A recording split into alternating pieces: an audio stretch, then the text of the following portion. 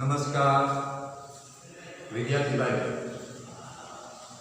ધોરણ 11 માં વિષય તત્વજ્ઞાનમાં પ્રકરણ 2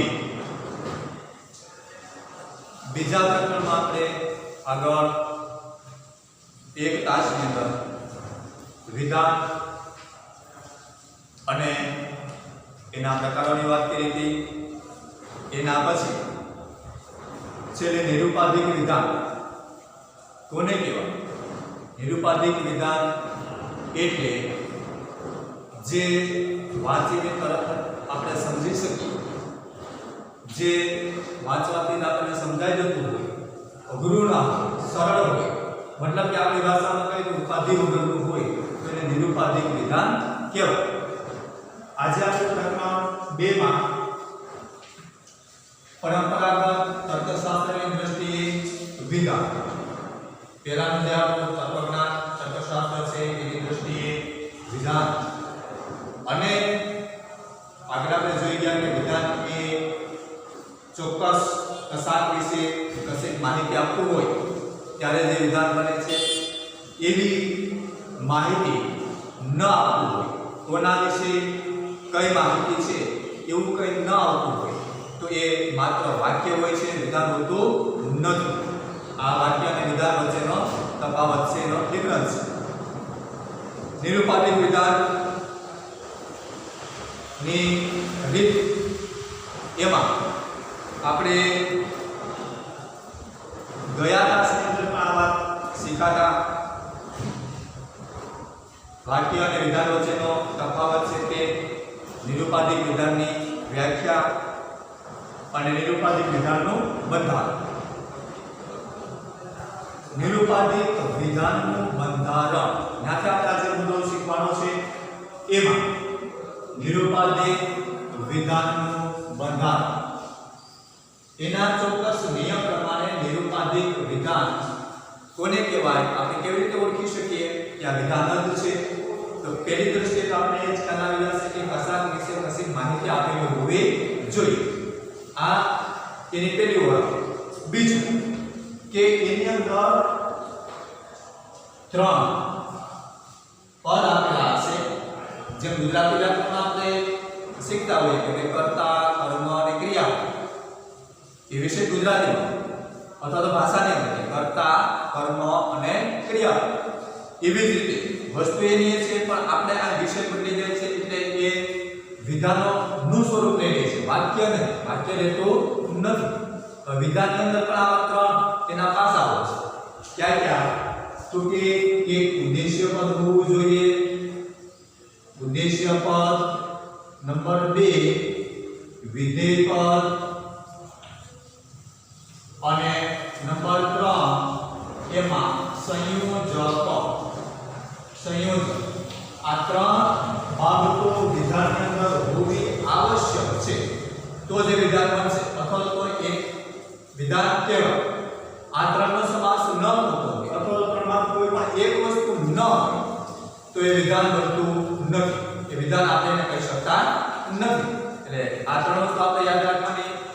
વિધાનના 3 ઘટક માનો બરાબર યાદ રાખજો. પરીક્ષામાં ક્યારેક ટૂંકા પ્રશ્ન પૂછી લે છે. પ્રશ્ન કે વિધાન એટલે શું? એમાં 3 ઘટક ક્યાં ક્યાં? એક ઉદ્દેશ્ય પદ, બીજું વિધેય પદ અને ત્રીજું સંયોજક.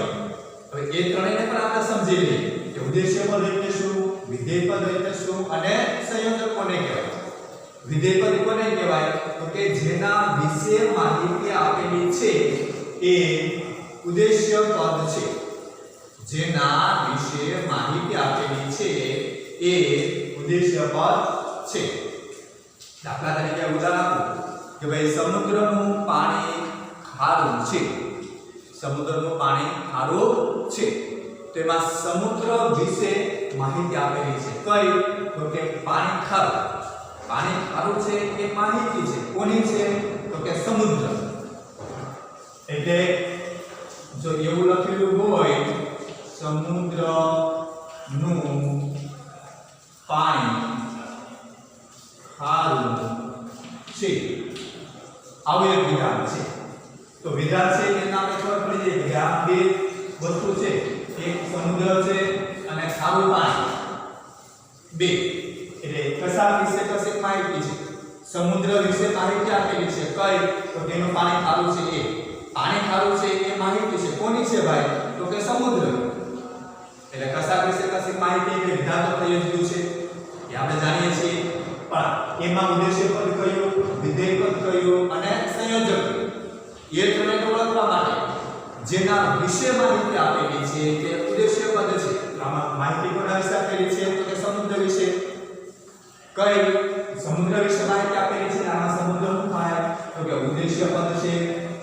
સમુદ્ર છે એ ઉદ્દેશ્ય પદ. સમુદ્ર વિશે જે માહિતી આપેલી છે એ પદ મૂકેલું હશે, કયું તો કે પાણી ખારું. પાણી ખારું છે, ખારું પાણી. એટલે પાણી ખારું એ વિધેય પદ છે, કેમ કે એ માહિતી પ્રદાનાત્મક પદ છે. ખારું પાણી એ માહિતી આપતું પદ છે, જે માહિતી આપે છે એ વિધેય પદ છે, અને જેના વિશે માહિતી આપેલી છે એ ઉદ્દેશ્ય પદ છે. હવે ઉદ્દેશ્ય પદ અને વિધેય પદ આ બેને જોડે છે કોણ તો કે ભાઈ છેલ્લે છે મૂકેલો છે, સમુદ્રનું પાણી ખારું છે. હવે આ છે અથવા તો નહીં આવું મૂકેલો હશે કોઈ પણ વિધાનની અંદર, ત્યારે તે વિધાન પૂર્ણ ગણાશે, ત્યારે તે વિધાન બનશે. કાં તો છેલ્લે વિધાનની અંદર છે આવતું હશે અથવા તો નહીં કે નથી એવું આવતું હશે. એના આધારે આપણે આ છે એ સંયોજક છે, સંયોજક એટલે સંયોજન જોડવું, ઉદ્દેશ્ય પદ અને વિધેય પદને બેને જોડે છે. એટલે છે એ સંયોજક છે, સંયોજક જોડવાનું કામ કરે છે, સંયોજનનું કામ કરે છે.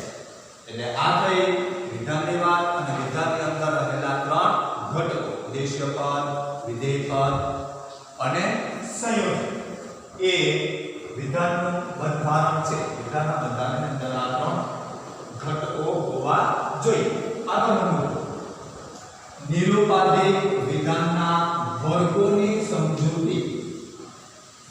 નિરૂપાધિક વિધાન તો છે પણ એના કેટલાક પ્રકારો છે. નિરૂપાધિક વિધાનના આ વિધાન આપેલું છે તો આના કેટલાક પ્રકારો છે. હવે એ ના વર્ગ એને ડિવાઇડ કર્યા, એને ક્લિયર કરવા માટે આપણા મગજની અંદર એકદમ એ વાત સચોટ સમજાય જાય એટલા માટે વિધાનના ગ્રુપ, ક્લાસ, વર્ગ કરી નાખવા કે ભાઈ આવા પ્રકારનું વિધાન હોય તો આ વર્ગમાં આવે, આ એટલે કે એની અંદર ઉલ્લેખ થયો હોય તો આ વર્ગનું વિધાન કહેવાય. એટલે એના આધારે એના ક્લાસ એટલે કે વર્ગ જુદા કરી નાખવામાં આવ્યા. એને આપણે સમજીએ કે એની અંદર વપરાયેલા ઘટકો જેવા કે ઉદ્દેશ્ય પદ અને વિધેય પદને વર્ગ રૂપે ગણીને સમજવાના છે.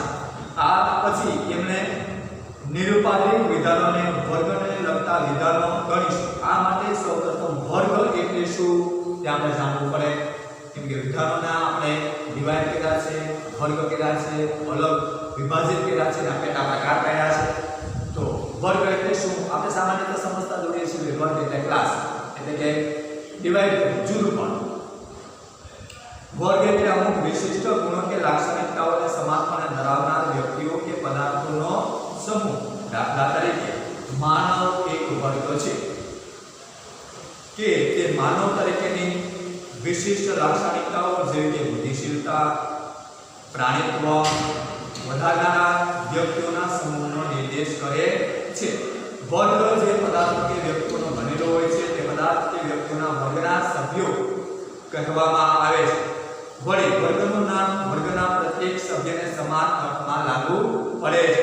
તેથી વર્ગના પ્રત્યેક સભ્યને તે વર્ગ સૂચક નામથી ઉલ્લેખી શકાય છે.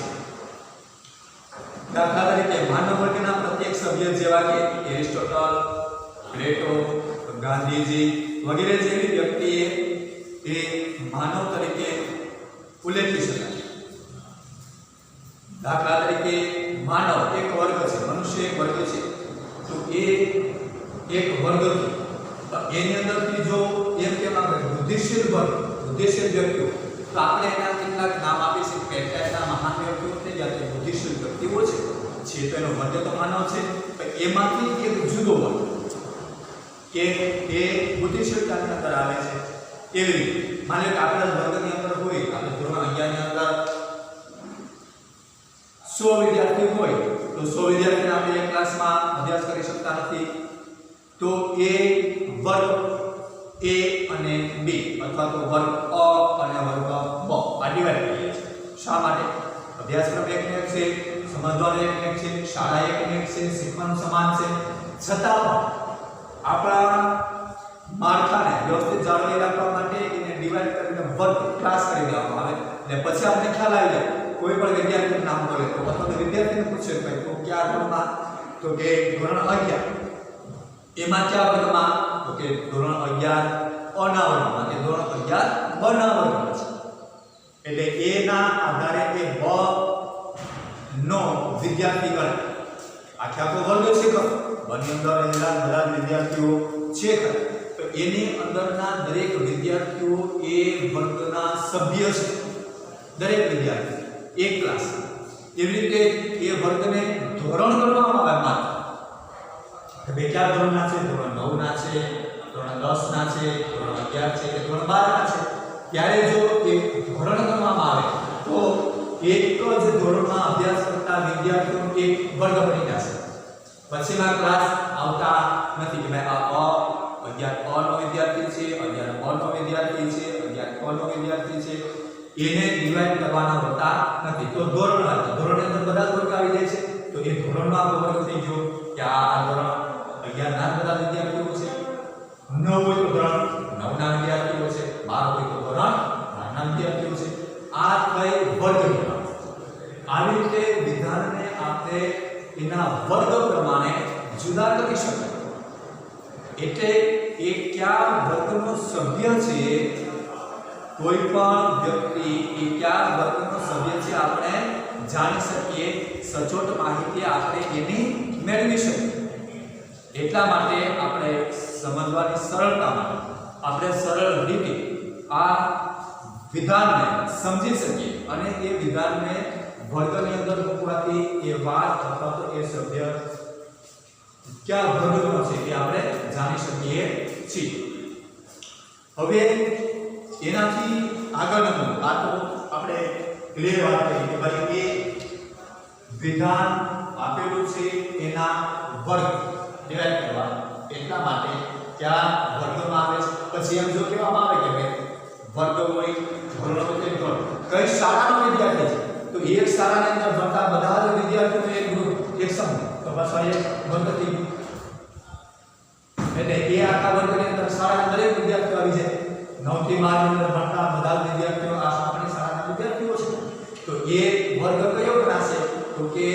શાળાનો વર્ગ ગણાશે શાળાના દરેક વિદ્યાર્થી એ આ શાળાનો વિદ્યાર્થી છે આ શાળાના સભ્ય તરીકે એ વિદ્યાર્થી એક સભ્ય બની જાય આથી વર્ગની વાત એટલે એ વર્ગ કઈ કઈ રીતે અલગ આપણે તારવી શકીએ એટલે એના આધારે આ વર્ગ વિભાજન કરી અને એ વાત આપણે ક્લિયર કરી શકીએ છીએ આગળનું વર્ગ સમાવેશન અને વર્ગો વચ્ચેના સંબંધો વર્ગનો એક વર્ગનો બીજા વર્ગમાં સમાવેશ કરવો અને એ બે વર્ગો વચ્ચે શું સંબંધ છે આની વાત છે આને શું કહેવાય તો કે વર્ગ સમાવેશન અને વર્ગ વચ્ચેના સંબંધો દાખલા તરીકે માનવ મનુષ્ય આખો વર્ગ છે એની અંદર વર્ગ સમાવેશન બરાબર મારો યાદ રાખજો વર્ગ સમાવેશન એટલે શું તો કે માનવ અથવા તો મનુષ્ય આવું જ્યારે આપણે કહીએ છીએ ત્યારે દરેક વ્યક્તિ આને અંદર સમાય આ એક જ વર્ગ માણસની અંદર વિશ્વની અંદર રહેતા તમામ લોકો એક જ વર્ગની અંદર આવી જાય છે શેમાં માનવ કે મનુષ્ય હવે જો એની અંદર સમાવેશ હતા એની અંદર કેટલા વર્ગ બીજા સમાઈ જાય મનુષ્ય તો છે પણ તો એમાં તમે ડિવાઇડ કરો કે ભાઈ વિદ્યાર્થી અથવા તો ડોક્ટર, ઇજનેર, કારીગર, સંત, આવા કેટલા બધા તમે જેટલા વર્ગ કરવા હોય એટલા થઈ શકે છે. મનુષ્ય ખરા બધા વિદ્યાર્થી તો એ વિદ્યાર્થીનો જ વર્ગ આવશે, બીજા મનુષ્ય નહીં આવે. ઇજનેર નો એકમ આપણે વર્ગ કરીએ તો એન્જિનિયર હશે એનો એક વર્ગ આવશે, બીજા નહીં આવે. સંત હોય તો સંતનો આપણે વર્ગ કરીએ એટલા સંતો છે તો એ સંતના ગ્રુપની અંદર એના વર્ગની અંદર માત્ર સંતો જ આવશે, બીજા મનુષ્ય નહીં આવે. પણ આ બધા જ જે અલગ અલગ આપણે કરેલા નાના નાના વર્ગો છે એ કેમાં સમાઈ જાય છે? મનુષ્યનો તો વર્ગ છે તેને તો સમાઈ જાય છે બધા. એવી રીતે આપણું ઉદાહરણ આપણે શાળાની અંદર તો કેટલા બધા માની લો કે 700 બાળકો વિદ્યાર્થી ભણતા હોય, 700 બાળકો આપણી શાળામાં છે તો એ 700 બાળકોમાં ધોરણ 9 ના આપણે વર્ગ અલગ કરી શકીએ. ભાઈ ધોરણ વાઇઝ કરીએ તો ધોરણ 9, ધોરણ 10, ધોરણ 11 અને ધોરણ 12 આ ચારે ચાર ધોરણના વિદ્યાર્થીઓને આપણે અલગ કરી અને 4 વર્ગ બનાવીશું. 4 થઈ ગયા. પણ એને એક જ વર્ગમાં સમાવેશ કરવો હોય તો કયો? તો કે આપણે શાળાના વિદ્યાર્થી, શાળાનું નામ આવે એટલે બધા ધોરણે એમને સમાય. આ કઈ વાત છે ને વર્ગ સમાવેશની. આને વર્ગ સમાવેશન કહેવાય. એક વર્ગ છે એ બીજા વર્ગની અંદર સમાવેશ થઈ જાય છે. બીજી રીતે જો માની લો કે એક જ ક્લાસ હોય, એક જ વર્ગ હોય, એની અંદર 50 વિદ્યાર્થી હોય તો 50 વિદ્યાર્થીમાંથી એક વિદ્યાર્થીને આપણે બોલાવીએ તો એ એક વિદ્યાર્થી છે એ કયા વર્ગનો છે? તો કે ભાઈ એ ધોરણ 10 નો વિદ્યાર્થી છે, 10 બ નો વિદ્યાર્થી છે.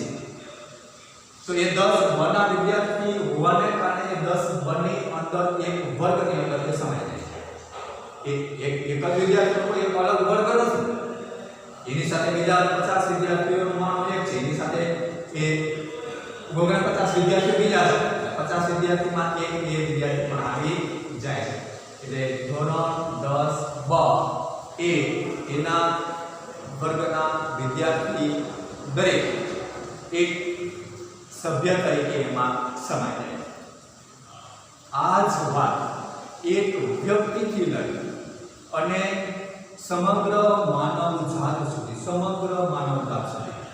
માત્ર માનવ જાતની વાત નથી, કોઈ પણ ચીજ, વસ્તુ, વ્યક્તિ કે પદાર્થ કોઈ પણ હોય, ખાલી વ્યક્તિ જ નહીં. આપણે ખરા પ્રોગ્રામ શું તે શીખી આપણે સમજવાની સરળતા. બાકી કોઈ પણ ચીજ, વસ્તુ, વ્યક્તિ કે પદાર્થ કેટલા અંશે એક વર્ગમાંથી બીજા વર્ગમાં એ સમાઈ જાય. આને તત્વજ્ઞાનની ભાષામાં વર્ગ સમાવેશન કહેવામાં આવે છે. એક વર્ગના સભ્યો બીજા વર્ગમાં સમાવેશ પામે છે. આને કહેવાય વર્ગ સમાવેશન. એનો આગળનો મુદ્દો નિરુપાધિક વિધાનના પ્રકાર. હવે એનાથી આગળનો મુદ્દો આપણે શીખવાનો છે કે નિરુપાધિક વિધાન અને એના પ્રકાર. વિધાન એટલે શું એની વ્યાખ્યા શીખી ગયા. હવે જોવાનું છે એના પ્રકારો. હવે એના પ્રકારમાં બે મુદ્દા એ મુખ્ય છે. કયા? તો કે એક ઈયતાની દ્રષ્ટિએ નિરુપાધિક વિધાનના પ્રકાર. કે આ પરીક્ષા પૂછાય છે આ બેમાંથી એક. આ વર્ગ સમાવેશન વિધાન એટલે શું? વિધાનના પ્રકારોમાં મુખ્ય બે પ્રકાર. કયા? એમાં એક છે ઈયતાની દ્રષ્ટિએ વિધાનના પ્રકાર. કઈ દ્રષ્ટિએ? તો કે ઈયતાની દ્રષ્ટિએ વિધાનના પ્રકાર. બીજો પ્રકાર છે એ છે ગુણની દ્રષ્ટિએ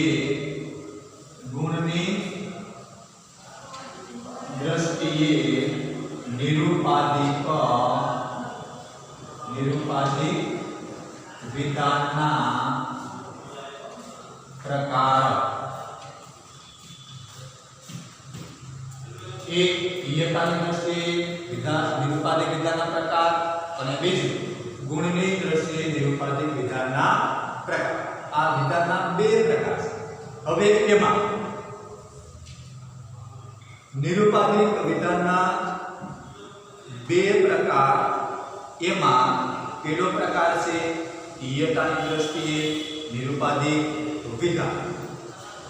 એકદમ સરળ વસ્તુ છે, શીખી શકાય એવી છે, આપણને યાદ રહી જાય એવી વસ્તુ છે કે ભાઈ ઈયતાની દ્રષ્ટિએ નિરુપાધિક વિધાનના પેટા બે પ્રકાર છે, મુખ્ય બે. આ બે યાદ રાખવાના. નિરુપાધિક વિધાનના ઈયતાની દ્રષ્ટિએ અને ગુણની દ્રષ્ટિએ, આ બે મુખ્ય પ્રકાર. પણ એના પેટા પ્રકાર બેના બે. એમાં પહેલા વાત કરીએ આપણે ઈયતાની દ્રષ્ટિએ. તો કે ભાઈ ઈયતાની દ્રષ્ટિએ નિરુપાધિક વિધાનના પ્રકાર એટલે શું? તો કે ઈયતા એટલે શું? ઈયતા આપણે પહેલી વખત શબ્દ સાંભળીએ છીએ એટલે આ વાતને આ શબ્દ પહેલા સમજી લેવો જોઈએ કે ઈયતા એટલે શું. ઈયતાની દ્રષ્ટિએ નિરુપાધિક વિધાનના પ્રકાર આપણે કઈ રીતે પાડી શકીએ? જો ઈયતા એટલે વિધાનના ઉદ્દેશ્ય પદ દ્વારા નિર્દેશાતા વર્ગના કેટલા સભ્યોનો નિર્દેશ થાય છે તે નક્કી કરવાની બાબત. ઈયતા એટલે જે વર્ગની આપણે વાત કરીએ છીએ એ વર્ગના કેટલા સભ્યોનો સમાવેશ થાય છે એ નક્કી કરતો શબ્દ વિધાનમાં આપેલો છે કે એના દ્વારા આપણે નક્કી જ કરી શકીએ કે આ વિધાનની અંદર વર્ગ છે એ વર્ગના કેટલા સભ્યોનો સમાવેશ થયો છે. બધા જનો સમાવેશ થયો કે અમુકનો સમાવેશ થયો, કેટલાકનો સમાવેશ થયો, એ જે શબ્દ મૂકેલો હશે એનાથી આપણે સ્પષ્ટ જાણી શકીએ કે વર્ગ વિધાનની અંદર એક વર્ગના બધા જ સભ્યો બીજા વર્ગમાં સમાઈ જાય છે એવો સૂચક શબ્દ હશે. જો બધા જનો સમાવેશ નહીં થતો તો કેટલાક લખેલું છે, કેટલાક લખેલું હોય, અમુક લખેલું હોય, તો એનો અર્થ એ થાય કે બધાનો સમાવેશ થતો નથી, કેટલાકનો સમાવેશ થાય છે. એટલે કેટલાકનો સમાવેશ થાય કે બધાનો સમાવેશ થાય, આ જે શબ્દ નક્કી કરે આ બે જ હશે, બધા તો હોઈ જ નહીં શકે. કાં તો અમુકનો થતો હશે, કાં તો બધાનો થતો હશે. એક ખાલી એકનો સમાવેશ ન થતો હોય એમ તો પણ એ કેટલાકનો તરીકે ગણાશે, બધાનો નહીં ગણાય. એક પણ સભ્ય બાકી ન રહેતો હોય, બધા જનો સમાવેશ થઈ જતો હોય તો સર્વ આવશે. સર્વ એટલે બધા, દરેક, પ્રત્યેક, સર્વ. એટલે આ બે શબ્દ મૂળ હશે, કાં તો સર્વ અને કાં કેટલાક. એટલે આ બેનું જુદું પાડશે. કયા? ઈયતા. એમાં ઈયતાની દ્રષ્ટિએ સર્વદેશી નિરુપાધિક વિધાન અને એકદેશી નિરુપાધિક. આના બે પેટા પ્રકાર ક્યાં ક્યાં? તો કે સર્વદેશી નિરુપાધિક વિધાન અને એકદેશી નિરુપાધિક વિધાન. હવે એમાં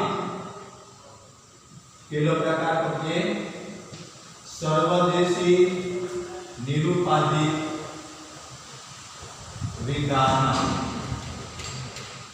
ઈયતાની દ્રષ્ટિએ પેટા બે પ્રકારના એક આ, બીજું એકદેશી નિરુપાધિક વિધાન. સર્વદેશી એટલે બધાનો સમાવેશ થઈ જતો હોય તો સર્વદેશી નિરુપાધિક વિધાન.